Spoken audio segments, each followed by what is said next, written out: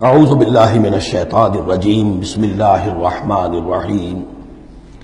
سورۃ حامیم السجدہ، اس کا دوسرا نام سورہ فصلت بھی ہے، اور اصل میں جو سورہ سجدہ صرف کہلاتی ہے، جو کہ سورہ احزاب سے متصل قبل تھی، اب پڑھ چکے ہیں، وہ سورہ اس کا پورا نام ہے الف لام میم السجدہ، یعنی سجدے والی یہ دو صورتیں ہیں کہ جو حروف مقطعات سے شروع ہوتی ہیں، تو حامیم السجدہ یہ شروع ہو رہی ہے حامیم سے، اور وہ ہے الف لام میم السجدہ، لیکن عام طور پر اس کو صرف سورہ سجدہ کہہ دیا جاتا ہے، لیکن اس کے لیے پھر کیونکہ سجدہ ہی کہیں دونوں کو تو پھر تو بات واضح نہیں ہوگی، تو یہ حامیم السجدہ ہے۔ جیسا کہ میں نے عرض کیا کہ اس کا جو مرکزی مضمون آئے گا وہ ہے دعوت، یعنی ایک شخص خود اس نے توحید پہچان لی، عقیدے میں توحید اس نے اپنے اختیار کر لی، اپنے خیالات کو، نظریات کو باطل توہمات سے، مشرکانہ خیالات سے نکال دیا، توحید سے اس کا باطن منور ہو گیا۔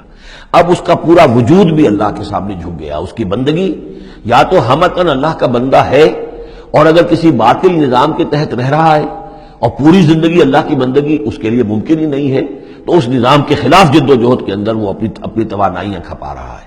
دو ہی شکلیں ہو سکتی ہیں، یا تو یہ کہ نظام حق جو ہے غالب ہے، تب تو بڑی سہولت ہے، آپ آسانی کے ساتھ اس نظام کے تحت رہتے ہوئے آپ کا پورا وجود، آپ کا پورا زندگی کا پورا نقشہ جو ہے انفرادی اور اجتماعی پورا کا پورا اللہ کے دین کے نیچے آ گیا۔ خلافت راشدہ میں کیا شکل تھی؟ یہی تو تھی۔ اب نہیں ہے، باطل غالب ہے، تو اب آپ اللہ کی بندگی کتنی کر سکیں گے؟ 5%، 10%، 15%، اور کتنی کریں گے؟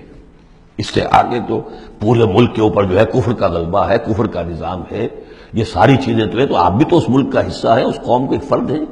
تو اب اس کا کفارہ کیا ہوگا کہ اس معاشرے کے اندر آدمی رہے انڈر پروٹیسٹ، اس کو ذہناً کبھی ریکنسائل نہ کرے، کبھی تسلیم نہ کرے دل میں، اور زندگی میں سے، اپنی قوتوں میں سے، اپنی صلاحیت میں سے، اپنے اوقات میں سے کم حصہ اپنے لیے اور اپنے اہل و عیال کے لیے رکھے، جو سب سسٹمز لیول کا ہو، اور باقی پورا لگا دے اس نظام کو ختم کرنے کے لیے کہ اس باطل نظام کو جڑ سے اکھیڑ کر پھینکوں اور اللہ کے دین کو قائم کروں۔ یہ کفارہ ہو جائے گا۔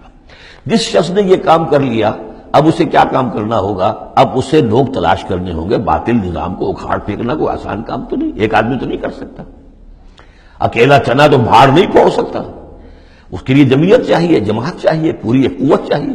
وہ قوت کیسے آئے گی؟ جس شخص نے یہ شروع کیا تھا اب وہ دوسروں کو بھی دعوت دے۔ تو دعوت اللہ یہ در حقیقت مرکزی مضمون ہے سورہ حامیم السجدہ کا۔ توحید انفرادی سطح پر سورہ زمر اور سورہ مومن کے اندر پوری ہو گئی، انفرادی سطح پر توحید فی العبادت، توحید فی الدعا، اور دونوں مخلصین لہ الدین کی شرائط کے ساتھ۔ اب یہ دعوت کا ہے، لیکن دعوت میں چونکہ دعوت کا ذریعہ، اس کا آرگن کیا ہے؟ اعلی دعوت کیا ہے؟ قرآن مجید۔ لہذا اس صورت میں آپ دیکھیں گے کہ 6 مقامات پر 6 رکوع ہیں کل، لیکن معلوم ہوتا ہے کہ جیسے میں نے سورہ بنی اسرائیل کا آپ کو بتایا تھا کہ تانا بانا ہے، اس میں 16 جگہ پر قرآن مجید کا ذکر ہے۔ ایک دوسری صورت جو ہے وہ سورہ فرقان ہے، وہ بھی قرآن مجید کا ذکر اس میں بہت کثرت سے ہے۔ ایک یہ تیسری صورت ہے، اس میں قرآن کی عظمت مختلف پہلوؤں سے اللہ تعالیٰ نے بیان کی ہے، اس لیے کہ دعوت اسلامی کا اعلیٰ میڈیم جو ہے وہ یہ قرآن ہے۔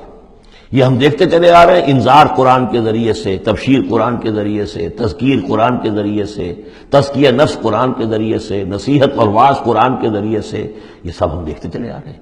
لہذا اب یہ صورت جو ہے اس کا مرکزی مضمون یہ ہے، باقی یہ کہ اور بھی چیزیں آئیں گی، عام جو مضامین ہیں جو مکی صورتوں کے وہ بھی آئیں گے، اور کچھ اور علمی نکات بھی اور ملیں گے انشاءاللہ العزیز۔ بسم اللہ الرحمن الرحیم، حامیم تنزیل من الرحمن الرحیم۔ یہ اتارا جانا ہے اس کتاب کا جو تم پڑھ رہے ہو اس ہستی کی طرف سے جو الرحمن ہے، الرحیم ہے، جس کی رحمت ایک ٹھاٹھے مارتے ہوئے سمندر کے مانند بھی ہے، اور جس کی رحمت میں دوام اور تسلسل بھی ہے۔ کتاب فصلت آیاتہ، یہیں سے اس کا دوسرا نام جو ہے فصلت، سورہ فصلت۔ یہ ایک ایسی کتاب ہے کہ جس کی آیات جو ہے خوب کھول کھول کر ڈسکریٹ، جن کو کہتے ہیں کہ ایک ایک چیز کو علیحدہ علیحدہ بیان کر دیا جائے ڈسکریٹلی۔ ایک ہوتا ہے کچھ گڑبڑ کر کے بہت سی چیزوں کو آپ نے جمع کر دیا، نہیں، ایسی کتاب اس میں ہر شے علیحدہ علیحدہ واضح کر دی گئی ہے، جس کی آیات تفصیل کے ساتھ علیحدہ علیحدہ کر کے بیان کر دی گئی، قرآن عربی، ایک قرآن عربی کی صورت میں، لقومی یعلمون، لیکن ان لوگوں کے لیے جو علم رکھنا چاہیں یا علم حاصل کرنا چاہیں یا علم رکھتے ہوں۔ بشیرا و نذیرا، اور یہ کتاب جو ہے یہ از خود جو ہے بشیر بھی ہے نذیر بھی ہے۔ ظاہر بات ہے اسی کے ذریعے سے محمد بشارت دے رہے ہیں، اسی کے ذریعے سے محمد انذار کر رہے ہیں صلی اللہ علیہ وسلم، تو گویا کہ یہ کتاب جو ہے بشیر بھی ہے اور نذیر بھی ہے۔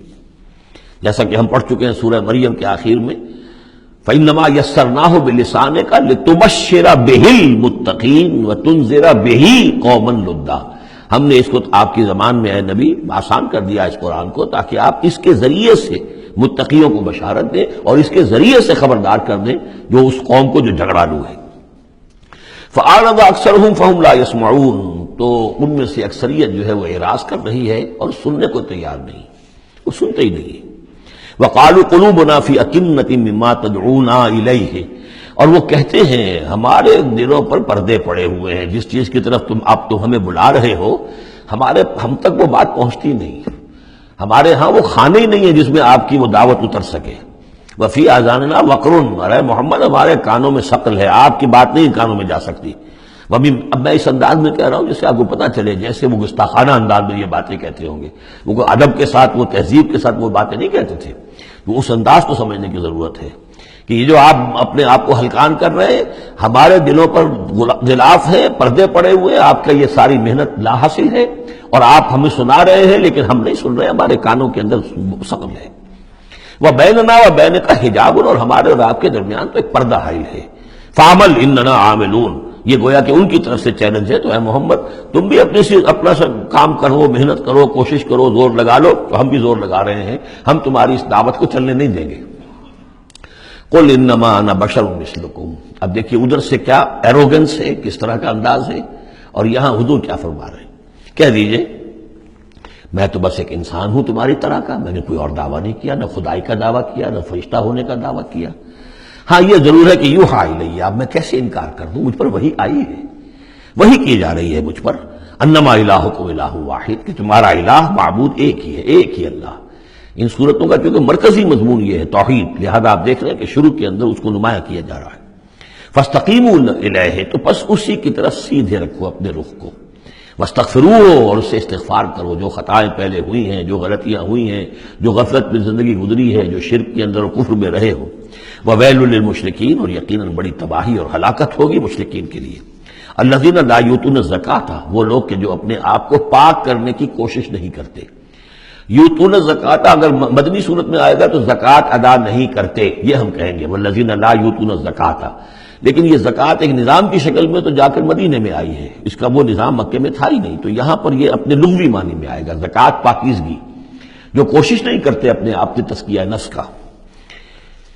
الذین لا یؤتون الزکاۃ وهم بالآخرۃ هم کافرون، اور آخرت کے تو وہ منکر ہیں۔